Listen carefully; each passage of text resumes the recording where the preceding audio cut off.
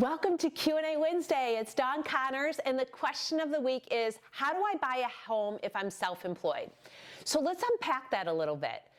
When you're self-employed, you may not even know it, right? If you work for Uber or Instacart, or you receive what's called non-employee compensation, that means that you receive a 1099, you are considered self-employed. And then other times you know that you're self-employed because you own your own business.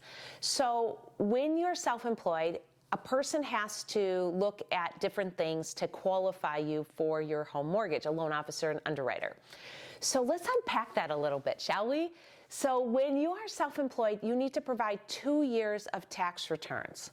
A self-employed person, it means that they do not have taxes taken out of their paycheck. So by default, if you don't have taxes taken out of your paycheck, you may be considered self-employed. An employer that doesn't want to pay health benefits or doesn't want to pay their portion of the taxes will sometimes give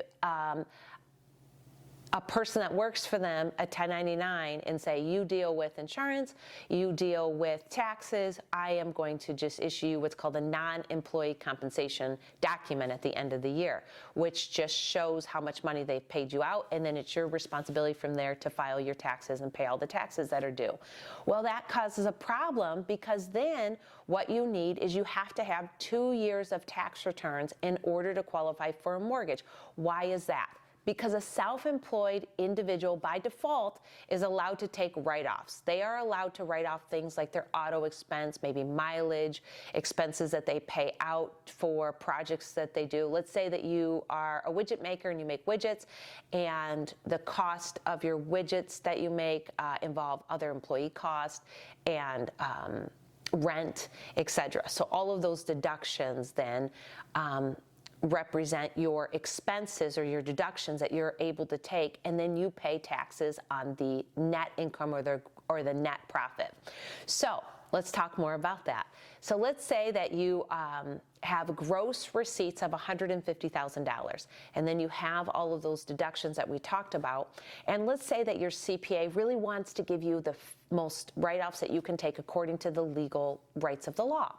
So they there's a lot of expenses that you have, and it nets down to an income of, say, $0 or $20,000, $0 to $20,000, and that becomes your net income. That's the amount of money that you will pay the IRS taxes on. It's also the amount of money that a lender has to use to qualify you for a loan. So whatever money that you show as your net profit or the money that you're going to pay taxes on is also equivalent to the amount of money that a lender can qualify you for a mortgage. That's right. So if it's $20,000 that a year, think about that. That's not a lot of income. So what do you need to do? The first thing is you want to gather your 2 years of tax returns and meet with a lender such as myself and have them calculate what is your net income. What are you able to use towards buying a home? And we have these mortgage calculators and these self-employed calculators that we can plug in all these numbers, and it will tell us what can be used for your income. So we take this professional calculator and figure that out. From there, we can help you determine how much money how much house that you can buy with the amount of money that you're claiming. And we can also extrapolate or estimate what you could buy if you claimed more money. So $50,000 or $60,000 or what it would look like for you depending on what type of house that you'd want to buy. So let's say you want to buy a $250,000 house. We can figure out what your tax returns need to report, or what you should be earning, I should say, either W-2 or self-employed, in order to buy a home that's $250,000.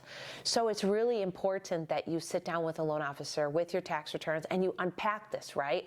It's going to take some work, it's true, for sure, but you're used to work, right? You're self-employed, you're resilient, you're hardworking, so let's do this. Let's figure this out and figure out exactly what you can buy. The other option that you have is if you're self-employed and you don't qualify with your tax returns and you have been self-employed a year or two, you can qualify potentially for what's called a bank statement program, where instead of looking at your tax returns, we add up your deposits, taking out your expenses, and figuring out how much income that you have based on your deposits. Well, by doing that, that allows you to buy a house, but the two caveats are you have to put 20% or more down, and there is definitely a higher interest rate that coincides to doing a bank statement program over a Fannie Mae or Freddie Mac regular conventional or government loan. That is called a non-QM loan, which means it just doesn't, it's a non-qualifying mortgage. It doesn't qualify for one of the traditional loan programs. You qualify for a bank statement program.